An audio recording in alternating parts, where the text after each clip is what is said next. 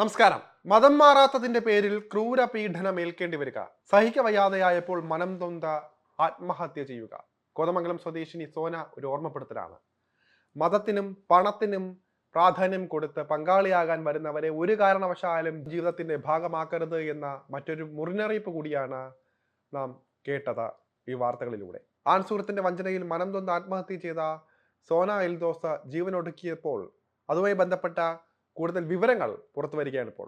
പെൺകുട്ടിയുടെ കുടുംബത്തിന്റെ പരാതിയിലാണ് റമീസിനെ കോതമംഗലം പോലീസ് അറസ്റ്റ് ചെയ്യുന്നത്. റമീസിനെതിരെ ആത്മഹത്യ പ്രേരണ കുറ്റവും സോനയെ ഉപദ്രവിച്ചതിനുള്ള വകുപ്പുകളും എല്ലാം ചുമത്തിയാണ് കേസെടുത്തിരിക്കുന്നത്. സോനാൽ ദോസിന്റെ അമ്മയാണ് പോലീസിൽ പരാതിയുമായി എത്തിയത്. നെടുമ്പാശ്ശേരി വിമാനത്താവളത്തിലെ താൽക്കാലിക ജീവനക്കാരനാണ് റമീസ്.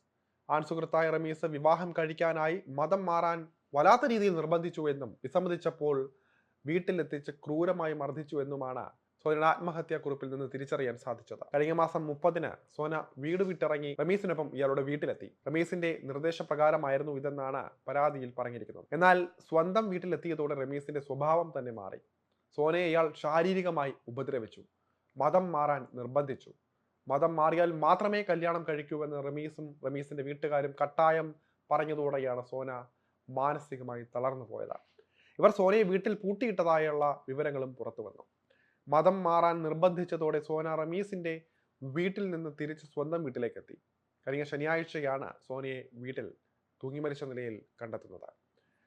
അസ്വാഭാവിക മരണത്തിന് പോലീസ് കേസെടുത്തിരുന്നു. പിന്നാലെയാണ് റമീസിനും കുടുംബത്തിനുമെതിരെ കടുത്ത ആരോപണങ്ങൾ ഉന്നയിക്കുന്ന സോനയുടെ കത്ത് പോലീസിന് ലഭിക്കുന്നത്. തുടർന്ന് സോനയുടെ അമ്മ നൽകിയ പരാതി പ്രകാരം റമീസിനെ പോലീസ് കസ്റ്റഡിയിലെടുക്കുകയായിരുന്നു. ആത്മഹത്യ പ്രേരണ, ശാരീരിക ഉപദ്രവം എന്നിവയടക്കം ചുമത്തിയാണ് പോലീസ് കേസ് രജിസ്റ്റർ ചെയ്തത്. കോതമംഗലം കറുകടം കടിങ്ങുംമേൽ ഹൗസിലെ എൽദോസിന്റെയും ബിന്ദുവിന്റെയും മകളാണ് സോന. TTC വിദ്യാർത്ഥിനിയായ സോനയും പറവൂർ പാനായിക്കുളത്തെ റമീസും തമ്മിൽ ആലുവ UC കോളേജിൽ പഠിച്ചിരുന്ന കാലം മുതൽ തന്നെ പ്രണയത്തിലായിരുന്നു എന്നാണ് പോലീസ് പറയുന്നത്.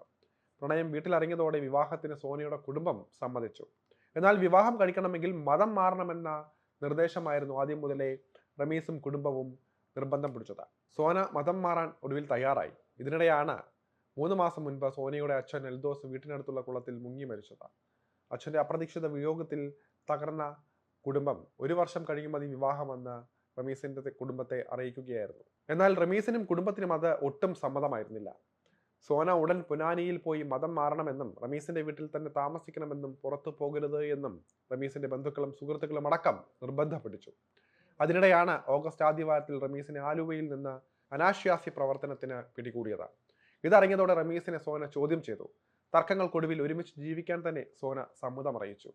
എന്നാൽ ഇനി മതം മാറാൻ തയ്യാറല്ല എന്നും രജിസ്റ്റർ വിവാഹം കഴിക്കാമെന്നും നിലപാടെടുത്തു സോന. രജിസ്റ്റർ വിവാഹം കഴിക്കാമെന്ന് തെറ്റിദ്ധരിപ്പിച്ച സോനയെ തന്റെ പാനായിക്കുളത്തെ വീട്ടിലെത്തിച്ചു. മതം മാറണമെന്ന് വീണ്ടും റമീസ് നിർബന്ധിച്ചു. വിസമ്മതിച്ചതോടെ ക്രൂരമായി മർദ്ദിച്ചെന്ന് പോലീസ് പറയുന്നു.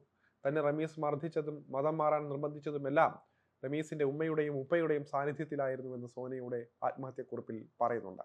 തുടർന്ന് വീട്ടിലേക്ക് മടങ്ങിയ സോനയെ കഴിഞ്ഞ ആഴ്ച മുഴുവൻ റമീസ് ഫോണിലൂടെ ഭീഷണിപ്പെടുത്തിക്കൊണ്ടേയിരുന്നു. മതം മാറിയേ പറ്റൂ എന്നുള്ള രീതിയിലുള്ള നിർബന്ധമായിരുന്നു അതിലുണ്ടായിരുന്നത്. റമീസും സോനയും തമ്മിലുള്ള ചാറ്റുകളടക്കം പോലീസിന് കിട്ടിയിട്ടുണ്ട്. ഒടുവിൽ വീട്ടിൽ ഇനിയും ഒരു ബാധ്യതയെ നിൽക്കാൻ സാധിക്കില്ല, അപ്പന്റെ മരണം തളർത്തിയ എന്നെ എല്ലാവരും ചേർന്ന് മരണത്തിലേക്ക് എത്തിച്ചിരിക്കുന്നു, ഞാൻ അപ്പന്റെ അടുത്തേക്ക് പോകുക എന്ന് ആത്മഹത്യക്കുറിപ്പ് എഴുതി വെച്ചാണ് സോന ശനിയാഴ്ച വൈകിട്ട് ജീവനൊടുക്കിയത്. ആത്മഹത്യക്കുറിപ്പ് സോന റമീസിന്റെ ഉമ്മയ്ക്ക് അയച്ചു കൊടുത്തിരുന്നു.